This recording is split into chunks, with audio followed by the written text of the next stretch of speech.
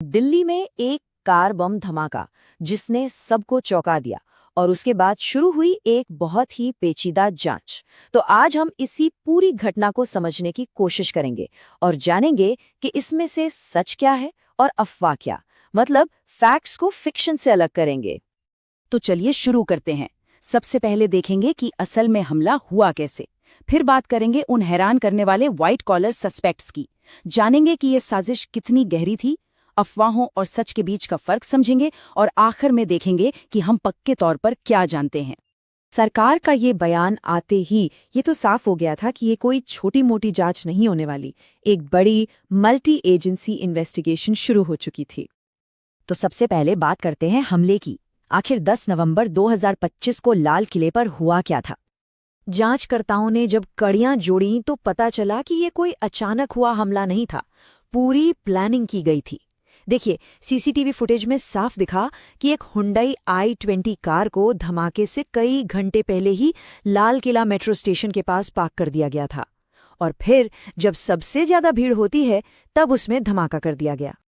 शुरुआत में आंकड़ों को लेकर थोड़ी कंफ्यूजन थी, जैसा कि अक्सर ऐसे मामलों में होता है, लेकिन जो ऑफिशियल और सबसे ज्यादा रिपोर्ट किया गया आंकड़ा है उसके मुताबिक इस धमाके में 13 लोगों की दुखद मौत हो गई और 20 से भी ज्यादा लोग घायल हुए। और अब आते हैं इस केस के सबसे चौंकाने वाले पहलू पर, व्हाइट कॉलर सस्पेक्ट्स। एक ऐसी प्रोफाइल सामने आई जिसके बारे में किसी ने सोचा भी नहीं था। पता है अपराधी कौन निकले? डॉक्टर्स। जी हाँ, पढ़े लिखे डॉक्टर्स जो अपने पेशे को एक ढाल की तरह इस्तेमाल कर रहे थे। पुलिस के मुताबिक जो सुसाइड बॉम्बर था उसकी पहचान हुई डॉक्टर उमर उन नबी के तौर पर, और ये सभी अल फलाह यूनिवर्सिटी में काम करते थे। मतलब एक पूरी तरह से अनएक्सपेक्टेड कनेक्शन जो जैश ए मोहम्मद टेरर नेटवर्क से जुड़ा था। और यहीं पर एक बहुत बड़ी चूक सामने आती है। इन्फोर्समेंट डायरेक्टरेट के मुताबिक यूनिवर्सिटी ने इन लोगों को बिना किसी पुलिस वेरिफिकेशन के नौकरी पर रख लिया था और इसी लापरवाही ने इस सेल को यूनिवर्सिटी के अंदर अपनी जड़ें जमाने का मौका दे दिया। ये गिरफ्तारियां तो सिर्फ कह सकते हैं कि एक आइसबर्ग का टिप थी। जैसे जैसे जांच आगे बढ़ी पता चला कि ये साजिश सिर्फ एक कार बम तक सीमित नहीं थी, बल्कि कहीं ज्यादा बड़ी और गहरी थी।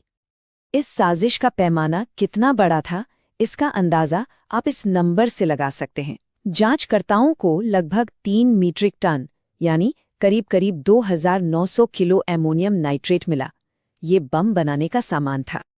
जब फरीदाबाद में छापेमारी हुई तो सिर्फ विस्फोटक ही नहीं मिले, वहां से राइफल्स, बम बनाने के दूसरे parts, secret diary, coded message और बातचीत के लिए एन्क्रिप्टेड ऐप्स, मतलब एक लंबे और सोचे समझे ऑपरेशन का पूरा जखीरा बरामद हुआ।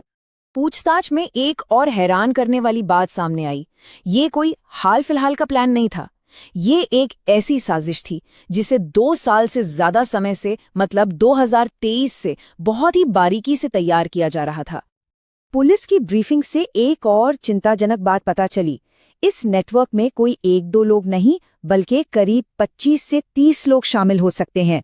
इनमें कश्मीर और हरियाणा के डॉक्टर्स और उनके साथी भी शामिल थे। अच्छा, जब भी कोई ऐसी बड़ी घटना होती है तो अफवाहों का बाजार गर्म हो जाता है। तो चलिए अब सच और अफवाह को अलग अलग करके देखते हैं। एक अफवाह ये उड़ी कि अल फलाह यूनिवर्सिटी तो इस पूरे प्लॉट का कमांड सेंटर थी। सुनने में ये बहुत सनसनीखेज लगता है ना, लेकिन देखिए, फैक्ट ये है कि किसी भी ऑफिशियल सोर्स ने इस शब्द का इस्तेमाल नहीं किया। उन्होंने कैंपस को फोकल पॉइंट जरूर कहा, मतलब प्लानिंग का एक अहम अड्डा। और ऐसा क्यों? क्योंकि जो सस्पेक्ट्स थे वो वहीं काम करते थे और रहते भी थे, तो कमांड सेंटर कहना थोड़ा बढ़ा चढ़ाकर बोलना होगा। जैसा मैंने पहले कहा, शुरुआती घंटों में मरने वालों की संख्या को लेकर अलग अलग खबरें थीं। कुछ रिपोर्ट्स में 15 लोगों के मारे जाने का दावा किया गया, लेकिन जो वेरीफाइड और ऑफिशियल आंकड़ा है वो 13 ही है।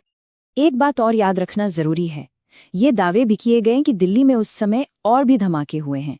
ये बातें पूछताछ के दौरान सामने आई थीं, लेकिन ये वेरीफाइड घटनाएं नहीं हैं। मतलब इन दावों की किसी भी भरोसेमंद रिपोर्ट से पुष्टि नहीं हुई है। तो चलिए अब सब कुछ समेटते हैं और देखते हैं कि इस पूरी जांच से वो कौन सी पक्की बातें जो सामने आई हैं। हम दावे से क्या कह सकते हैं? तो ये है इस केस के पुख्ता तथ्य जो कई विश्वसनीय स्रोतों और पुलिस की जांच से साबित हुए हैं। 10 नवंबर 2025 को लाल किले पर कार बम धमाका हुआ। इसमें 13 लोग मारे गए। साजिश जैश ए मोहम्मद से जुड़े पढ़े लिखे डॉक्टर्स ने रची थी। उन्होंने अल फलाह यूनिवर्सिटी को प्लानिंग के लिए बेस की तरह इस्तेमाल किया। भारी मात्रा में विस्फोटक बरामद हुए और इस मामले में कम से कम 7 लोगों को हिरासत में लिया जा चुका है। ये पूरा मामला हमें एक बहुत जरूरी बात याद दिलाता है।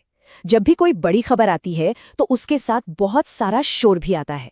ये हमें सोचने पर मजबूर करता है कि जब हालात इतने गंभीर हों तो जानकारी और शोर के बीच की बारीक लाइन को कैसे पहचाना जाए।